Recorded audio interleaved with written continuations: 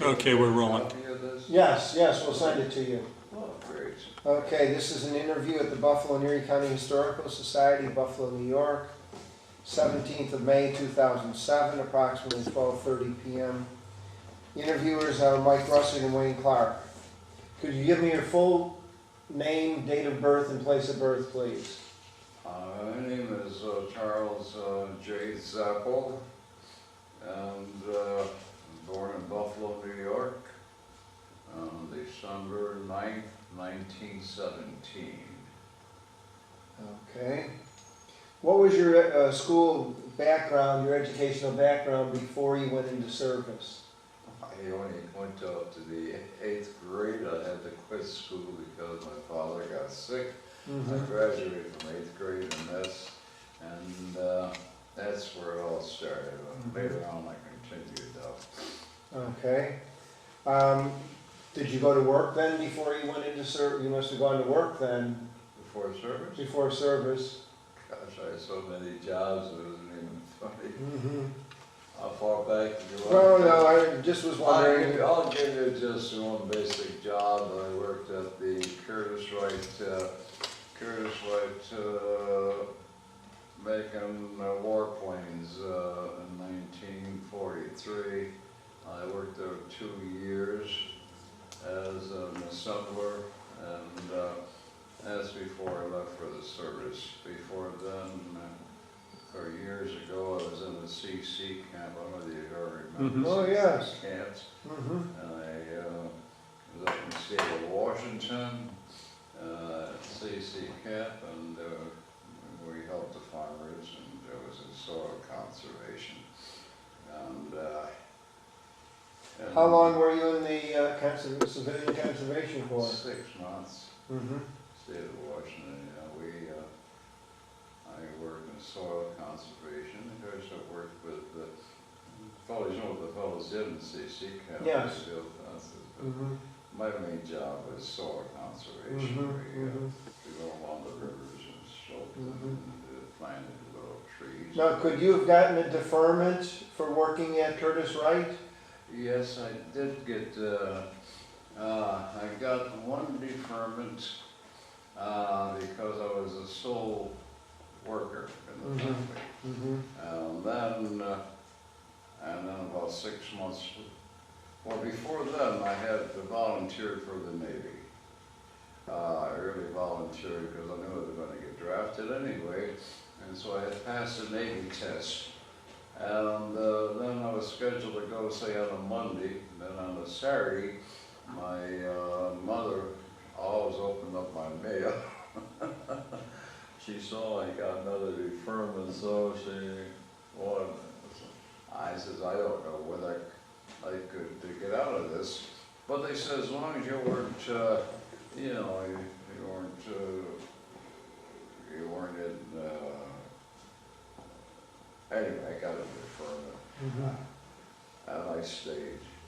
Then later on, I went to, when I got drafted this time, went to join the Navy again, but I failed the test, the eye test, because they gave you these circles with numbers in it, and you had to pick it out. But I was colorblind at that time with a certain color. I couldn't pass the test.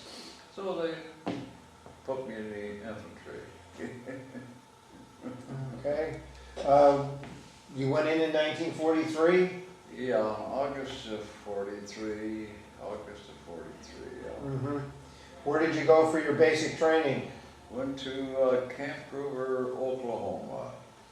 Had basic training there. I stayed in Camp Gruber. Probably 10 months or so before we went overseas. In the meantime, before I left for the Army, I got married.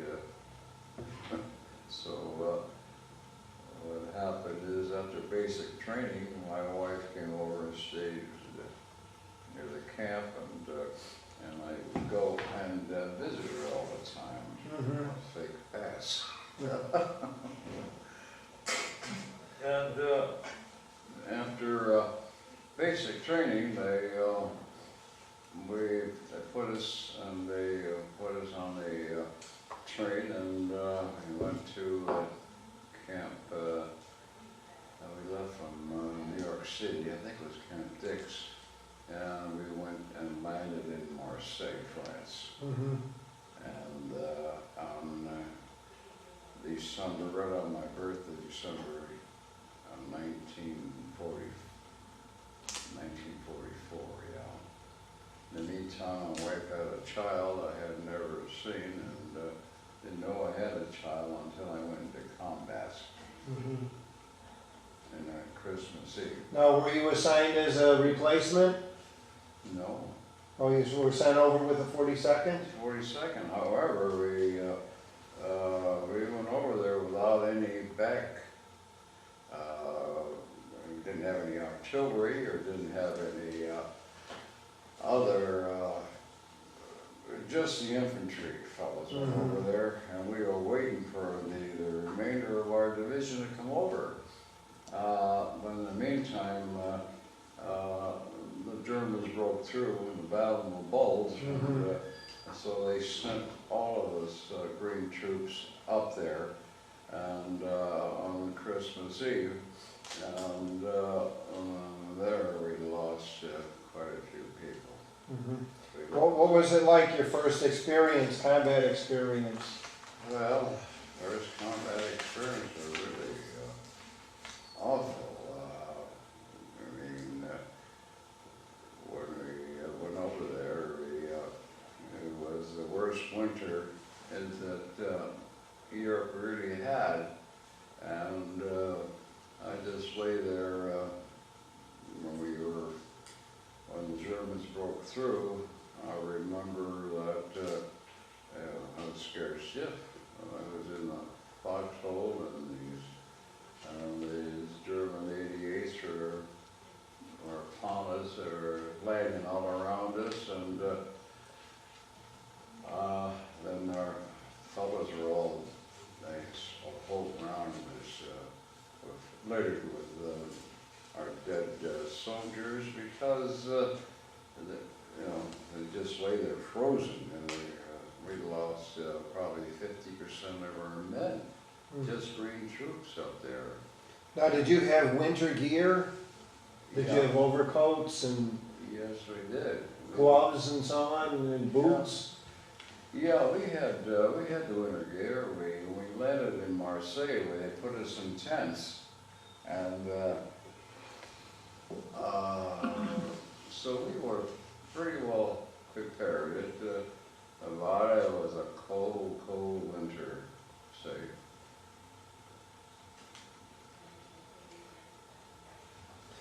What kind of weapon did you carry?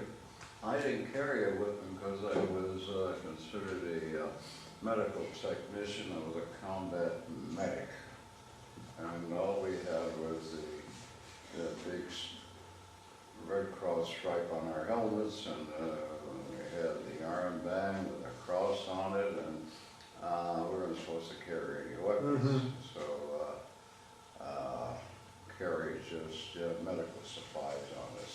Okay.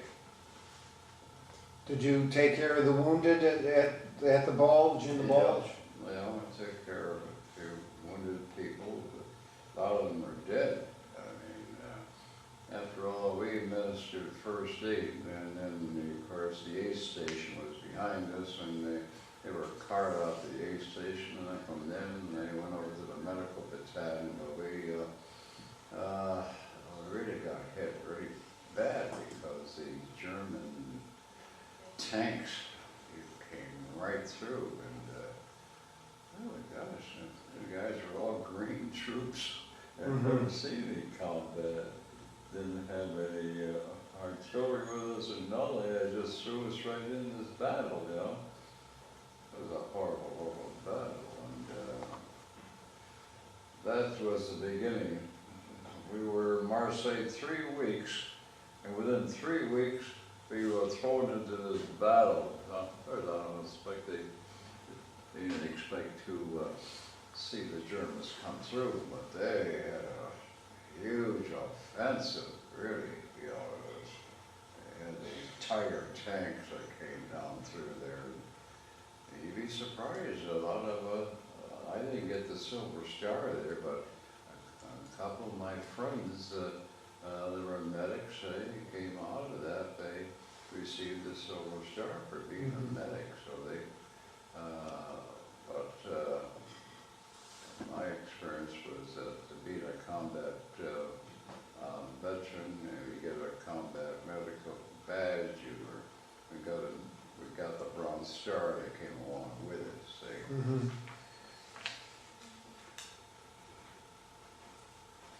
Did you, were you well equipped with medical supplies during the Battle of Bulge, or did you ever run out of them? No, we were well equipped. Of course,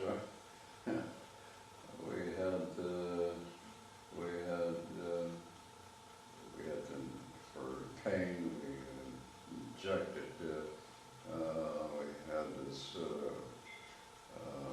painkillers, and then our main pill was the sulfur pill. The sulfur pill then was just like penicillin. You use that for, oh my God, they're giving penicillin all over the place. But we had plenty of supplies. We had,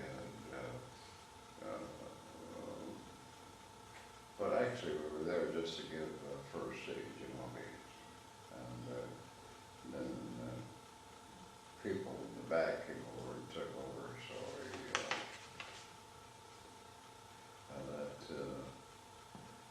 it was How long were you in the front lines? all during the war. Well, during the Bulge. During the Battle of Bulge? Excuse me, yes. Oh, during the Battle of Bulge, the front lines, probably, let's see, landed there in my birthday, on Christmas Eve, probably about a couple of months. And then, when they stopped the attack, they sent us to a rest area there for a while. Did you guys have to get a lot of replacements in your unit then? Oh, yeah, a lot of replacements. Matter of fact, a lot of them are replacements for Air Corps, from the Air Corps, because they took a lot of people from the Air Corps and put them in the infantry, and boy, you should have seen how sad they were coming down from the Air Corps to the infantry. There were a lot of replacements. And we got a lot of replacements over there. I don't know, I think, let me see, we're about, a division is around 15,000 men, and without the artillery and all those attachments, I figure maybe 12, 15 infantry. We must have lost, I bet we lost probably 600 men there. It was a big loss. The fellows are just sliding all over the frozen hill. It's so sad to see these young fellows, they lay there. But it was a bad start, believe me. After you had your rest, where did you go from there? Oh, we had the rest. We went to, we crossed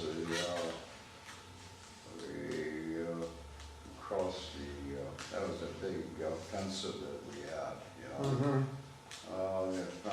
the offensive was probably, I've got it all listed here. I don't know, I got something here that shows, must have covered, these are all of the cities that we had captured. You talk about offensive, we captured cities like Würzburg, about the size of Buffalo. We started from Alsace-Lorraine, we crossed the Rhine, ended up in Munich.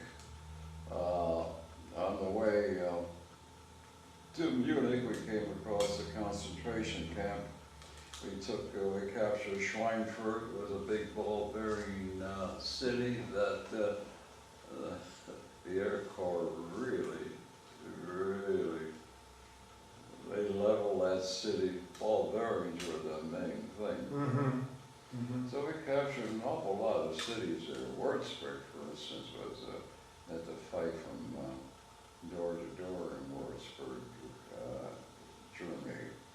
And the funny part about, ironic part about Würzburg is I have a nephew that works at Buffalo News, and they had all of these new printing presses put in. You know where they came from? Würzburg. Really? Over $40 million worth of presses. And they had Germans over there teaching them how to run it. And there was a city that was completely leveled. You know? Now, were you there when they went through into Dachau? Yeah, he was right there. You know. Well, could you describe what it was like? Well, can I read it off of here? Sure, if you... Because I've got to listen in here. Well, you want me to, I had it all written out. My son. Well, whatever you feel you're more comfortable in doing, if you want to. Yeah, I'd like to, I got everything. I wrote over and wrote all of this before I went over to Springville, say.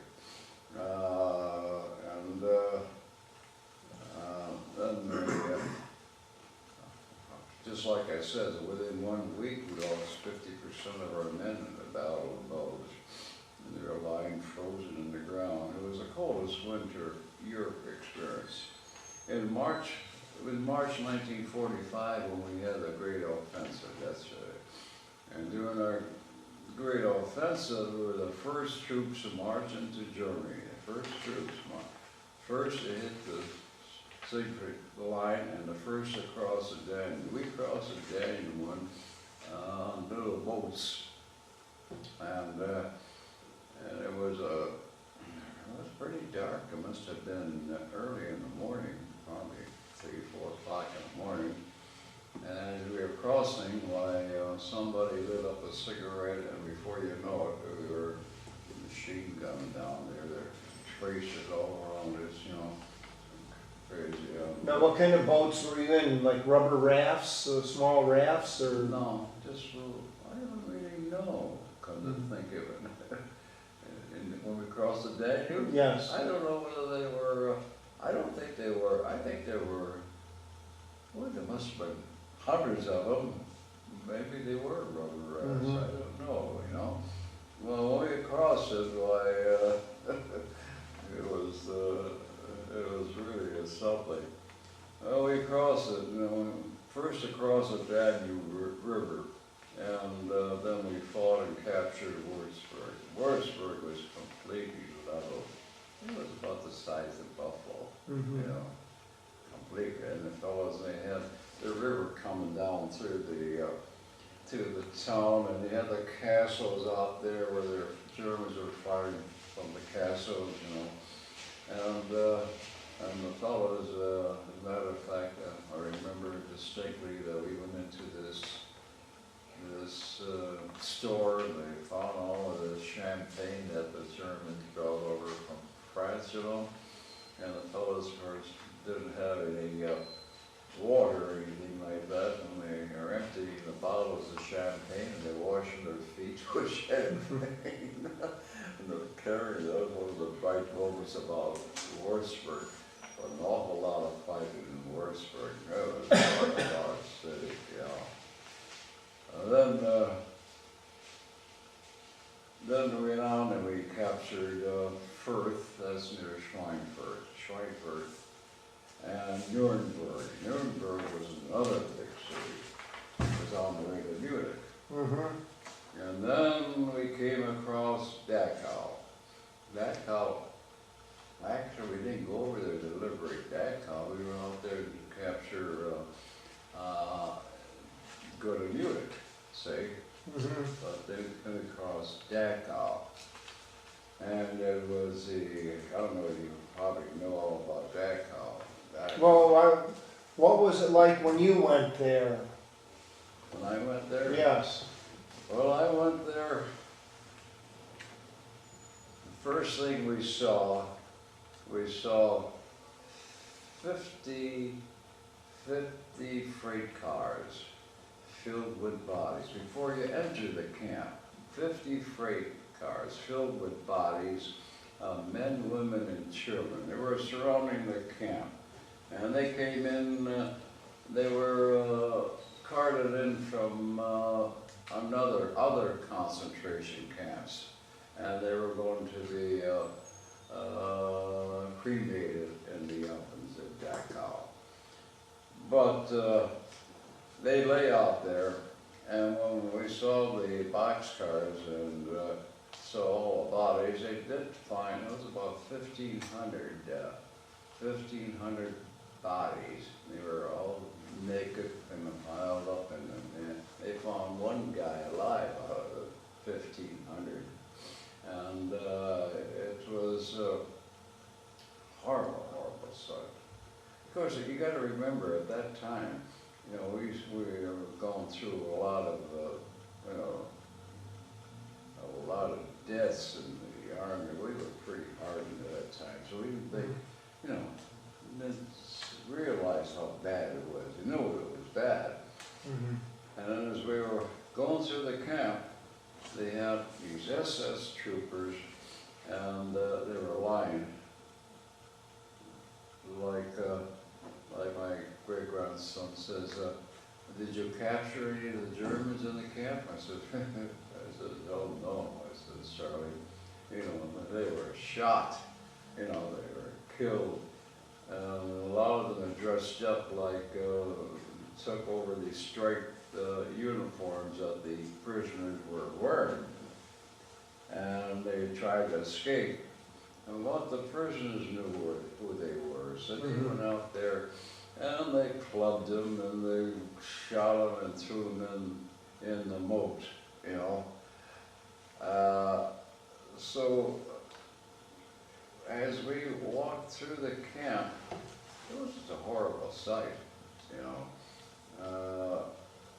You saw the ovens and you saw the bodies piled up like sacks of flour, and it was really the most horrible sight I've ever seen. And then they had about 33,000 prisoners there yet. And I heard a story about, I should like to read this little part of that, you know, is Dolph Eichmann, who went on to head the Nazi campaign for the extermination of Jews that had started Dachau in 1934. His graduates were men who became camp commanders of other concentration camps such as Auschwitz, Belsen, Buchenwald, and Mauthausen. On April 29th, we entered Dachau. The German lieutenant surrendered the prison camp to our General Linden, commander of our unit.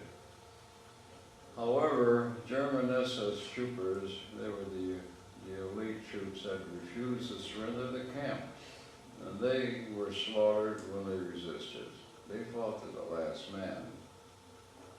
When the first Americans entered the camp, 33,000 inmates with wild with joy at the same time they joined the battle against the Germans. Some had changed into prisoners, striped clothing, and attempted to escape.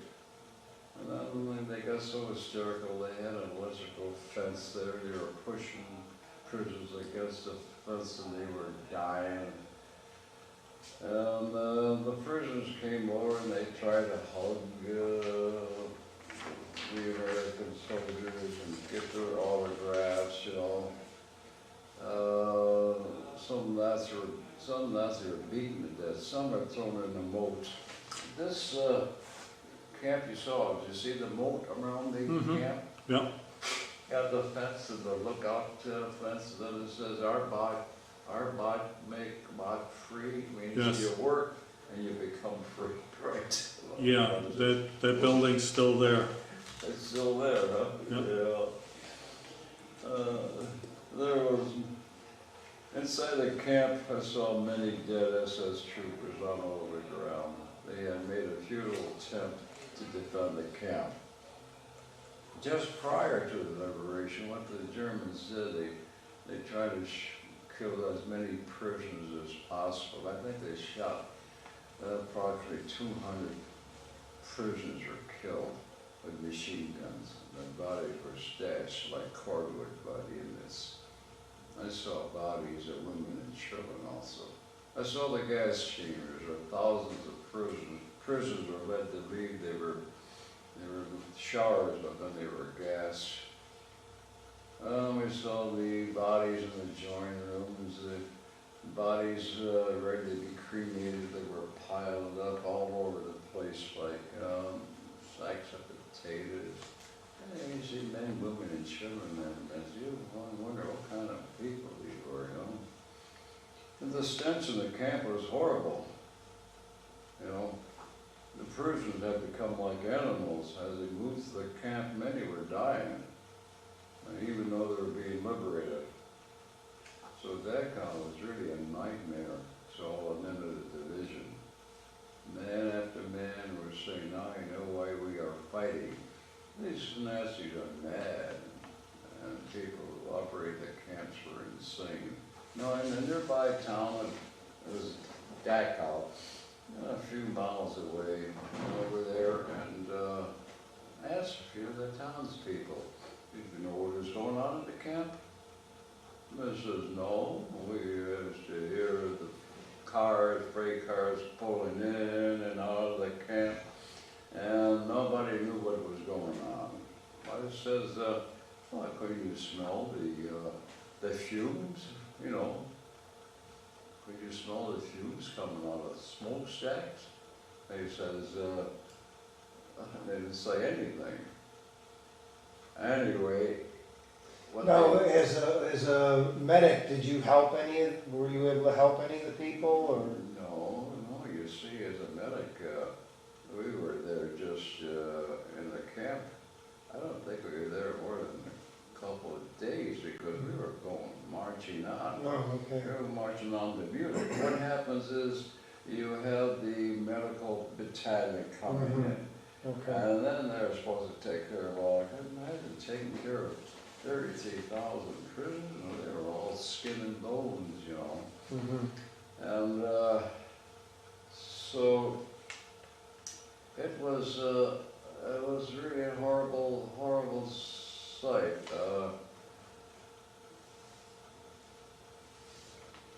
As I say, people in that town, they never knew what was going on. It's hard to believe.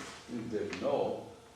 Well, after what they did is they went out and got all the people from the town, had them come into the camp, and they had to bury all of the prisoners, the dead prisoners. They had them carry them. You should see them. They were carrying them on their backs and dragging them in and put them in trenches, and then they would bury them in trenches. Can't imagine how terrible that was. And so that's what happens. I mean, we weren't there. We just liberated the camp. And then we got to Munich. It was we liberated our Munich. There's about a quarter of a million slave laborers. They were there. When they were liberated, they went wild. They went and looted the whole city, and it was really unbelievable. So that's really the gist of the Dachau concentration.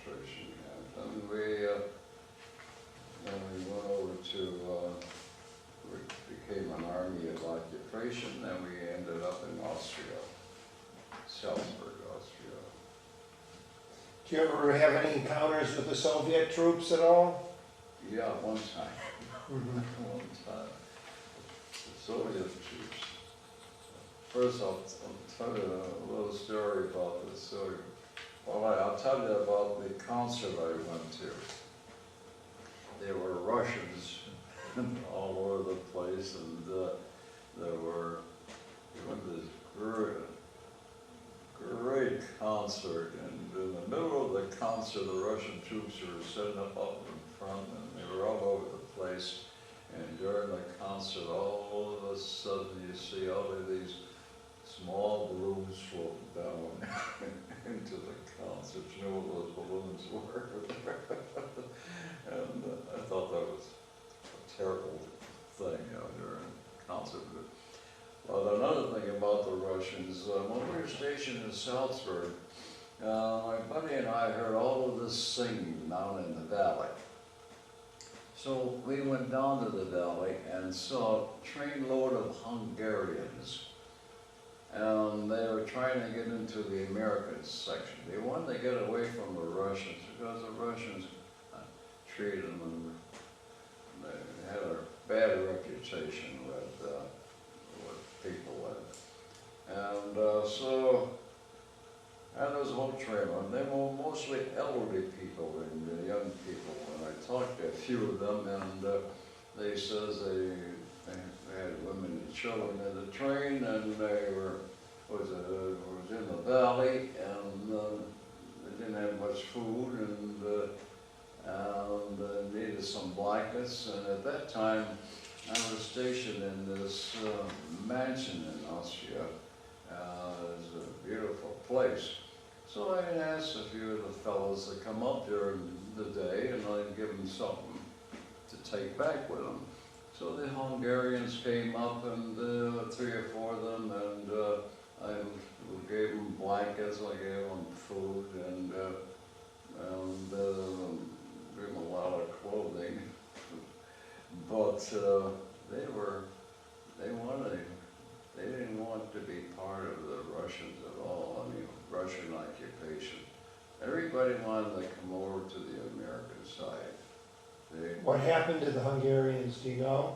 Pardon? What happened to them, do you know? They were,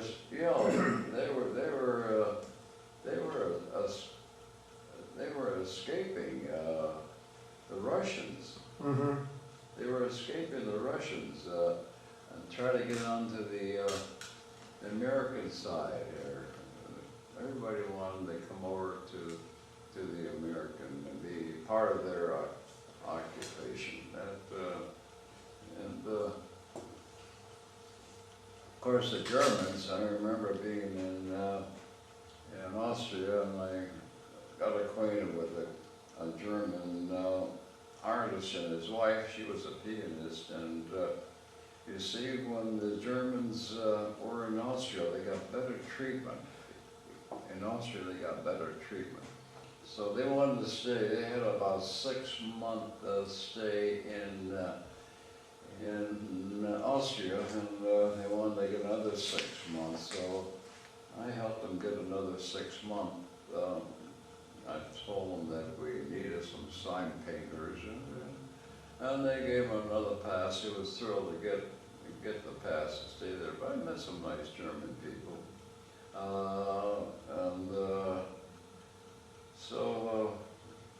I used to go to Russert. Any more questions? When did you end up going home? Well, in January of 1946, January 24th of 1946, they had this point system. Mm-hmm. And I got transferred to the 84th Infantry because they were going home. And while I was there, I was in Heidelberg. While I was there, we heard that General Patton got killed. He was in Heidelberg, got killed in that car accident. Mm-hmm. And it was so ironic. famous general like General Patton getting killed because he wasn't wearing his seatbelt, you know. And so I got on a ship, and where did we land? I forget where it was, Camp Kilmore. We got on a ship in France, I think it was Le Havre. And we sailed for home. It was January, first part of February, and it took us about 7 days to get home. And when I got home, I had a son I had never seen. He was about 14 months old. And of course he started screaming, I don't know who the hell this guy was. And so we had a very bad start. You know, because here you are, you don't have a job, you don't have really no place to live. You couldn't find a place to live. Did you ever use the 5220 club at all? 5220, that's the... $20 a week for 52 weeks? Yeah, I use that. And then I use one day I was working in the piano factory. They laid me off at 5S to 12. And here I am with 2 children now, and living in a really bad flat on the west side. And I decided to go back to school. Did you use the GI Bill for that? I used the GI Bill, and I didn't have any high school. No, that's right. So they have what they call an accelerated Veterans High School over in Elmwood Avenue. So I went to work in part-time, and I went through, completed 4 years of high school in 1 year, and got a diploma from our regular high school. And that was really a struggle. Then I enrolled in business college over here, right in Stratton. 2 years, I majored in accounting. And I became an accountant. And I worked at a bakery where I had to be a cost accountant. And we used to ship baked goods to about 100 stores. I was responsible for creating the cost so we know what our selling price. And after that, I figured I'd start taking some civil service tests because I could see it wasn't getting anywhere at Naval. So I took several civil service tests. As a matter of fact, I even passed one for the postman. I became a postman for about a couple of months. And then I was called at the school, and they got me a job as a cost accountant. Then I took exams for the Internal Revenue Service, and I passed that exam. I took an exam for New York State Auditors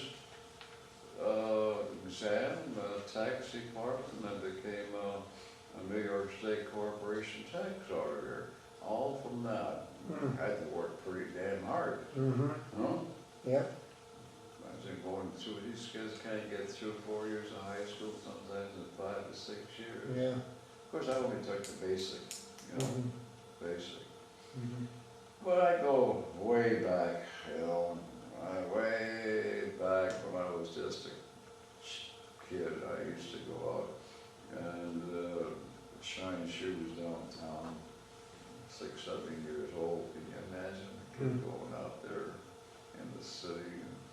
And there's so many jobs, it was even funny. As a matter of fact, one of my part-time jobs was working for this Dr. Stafford. Now Stafford, he married a woman by the name of Woodward, and she was the heiress to the Zappo. You heard of the Woodward Upton over here, at the Roswell? Oh, yes, yes, Well, okay. that's part of her Is family. I that- worked for them. Mhm. The richest woman in town, and we chauffeured and everything, paid me $1 an hour. How do you think your time in the service had an effect on your life? Well, I tell you, this thing, I didn't realize how this affected my life. This thing here I saw at at Dachau, I didn't realize it. My wife says I'd be, at night I'd be twitching all over the bed, and I'd be having all different kinds of, it's strange, you know, at the time you go through all of this and you don't realize how it's going to affect you Mm-hmm. throughout your life. Yeah. That thing has affected me, I don't know why. As a matter of fact, this is the first time I haven't really broken down. Mhm. Maybe it's because of my last breakdown with my grandson, Mhm. but it stays with you. You know, Mhm. this post-traumatic stress that all these young fellows are coming home with, you know, that's real, that's a serious thing, you know? Yes. And so, well, I got, I say, I go to the VA hospital and I got high regard for our hospital over there. They treat me real good, you know. I go over there and, matter of fact, I got my hearing aids there, my glasses. In fact, if I live to the end of the year, I'm gonna be 90 years I old, saw that. you know. Mm-hmm.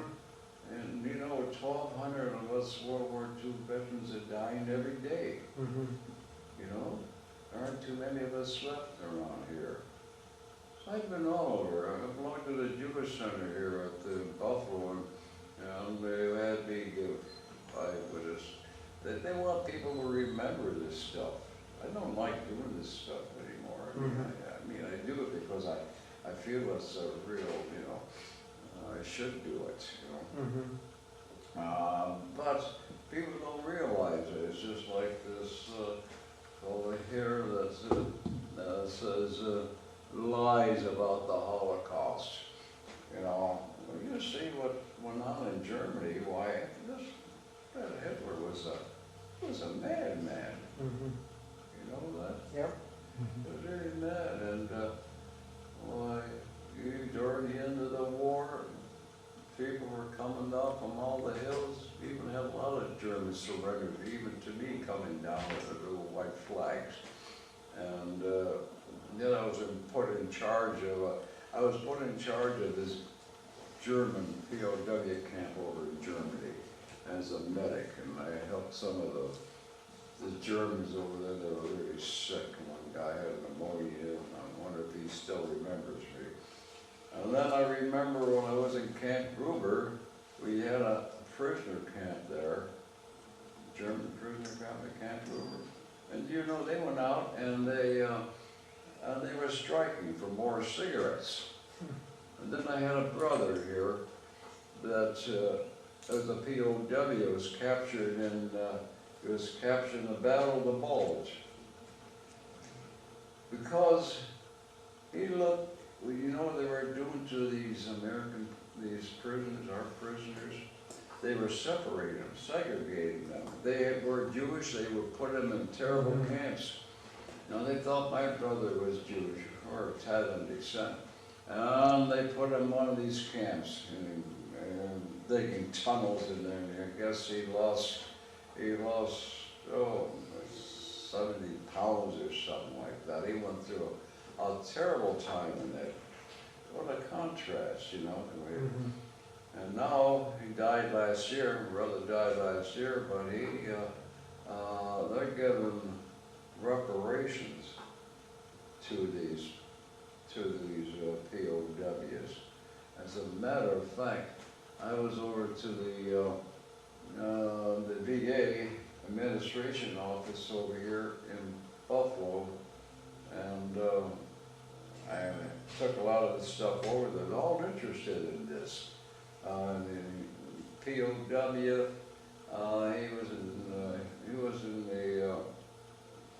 he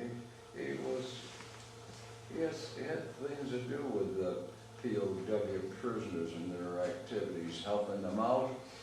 And I was telling him that Germany has given reparations to some of these prisoners, our prisoners, and he didn't know about it. I went to this other POW man over here from the hospital over here, and he copied all of my stuff, and I told him about reparations, and they didn't know anything about it. They are going to give reparations from Germany because they put these fellas, our prisoners, into regular minor concentration camps.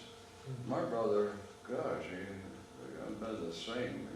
He almost died in that camp. But that's, people don't realize what the fellows went through. And, that's really, really something. Yeah. Well, thank you very much for your interview. Well, I hope that you learned something. Yes, thank you very Was much. this, you come across any other, they called us liberators, you ever come across? Oh, Yes. yes, we've interviewed quite a few, yes. From what camps were they from, you know? Dachau, we've done Dachau was the main Can I one. copy this one, please? Sure. Dachau was the main one. There was a couple other ones that, Several other ones? yeah, there were a couple other. Did you interview anybody from this area, from Fort Dachau? I don't think from this recall. area. I know. I think most of the ones we've interviewed have been other parts of the state, not from this area. Yeah, that's, this is the camp that my brother was in. Oh. You would want any of that. You know? I'm gonna make